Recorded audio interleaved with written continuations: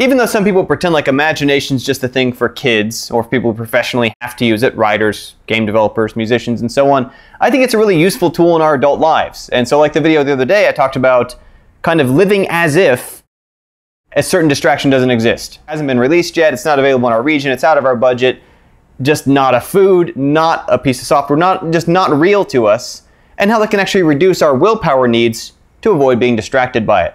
Now today's another one of these kind of tips of how we can kind of use our imagination with a really, really simple pattern to maybe actually improve our productivity, our long-term happiness with the things we're getting done, whether it's game development, business, personal life, whatever it might be.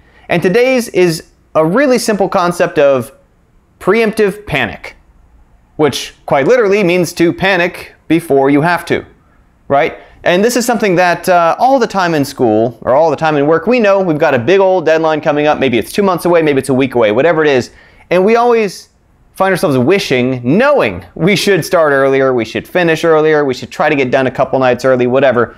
But it's not the same as really deciding to give yourself a deadline which is way ahead of that, right? To literally treat it as though it is due on, you name it, a week prior, 70% through the schedule, whatever it might be, so that at the last minute, if there's any complications, you're not left out of luck because the server can't accept files right now, your partner got sick, whatever it is that normally happens at the last minute that can leave us in a bind. If you had an artificial deadline ahead of time that you sort of were treating as if it was the very real deadline. And then once again, I have to stress, this doesn't mean you just want to get done early. This doesn't mean you just feel bad, guilty for procrastinating. This means you literally, in your mind, decide, that's my deadline, right? And so you have whatever would have happened.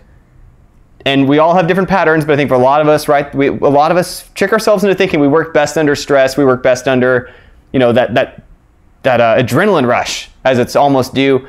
So make it almost due for yourself differently than when it is. And part of the power for this outside of even schoolwork or outside of the workplace, aside from the fact that, you know, like I say, if problems come up, it's fine, you got some wiggle room.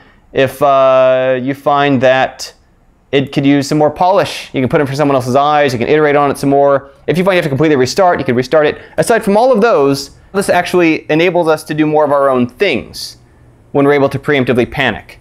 Because suddenly what happens is we find a way to exert on ourselves the same level of seriousness that typically we've kind of been trained through culture around us for it to come from teachers, professors, parents, employers, spouses, whoever it might be. We find a way to exert on ourselves that same level of, this is when it has to be done by, find a way to do it. But it begins from this point of preemptive panic, and anybody who's known me for a long time will certainly tell you that there are situations where I will literally seem like I'm scrambling as though my business is going to fail any moment now, or as though my project isn't going to get released or whatever. And the reality is that that negative outcome might be 3, 5, 7 months in the future if I didn't first act the way I was then of deciding to really focus my energy and attention on this needs to get fixed ASAP, right? Like this is a urgent priority, even if that sense of urgency is artificial. In reality, and this feels like a dangerous point to make, right?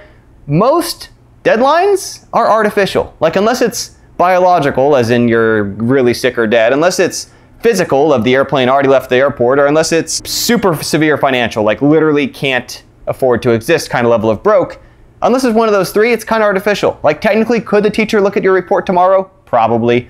Could your boss accept the thing a week late? Probably. Now, because they have standards and they want to not get taken advantage of, people treat these things as real, but those are made up too. And I say this not to devalue the normal kind of deadlines at all, but instead to emphasize that the ones you make up for yourself are as real as the deadlines other people make up for us.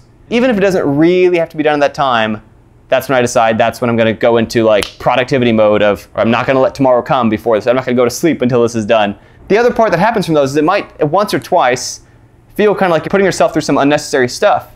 But what really quickly happens, right, is you train yourself out of, well, next time I'm going to know I'm serious. That actually helps plan around, then I better set aside the hours necessary to make sure it doesn't happen, because I'm serious when I tell myself I'm going to flip into urgency mode even before I technically have to. So preemptive panic, I'd be curious to hear in the comments if that's something that you have found useful in your practice, game development, school, business, personal life, whatever it is. That's it for the day. Thanks for tuning in. I'll have another video for you all tomorrow. Bye for now.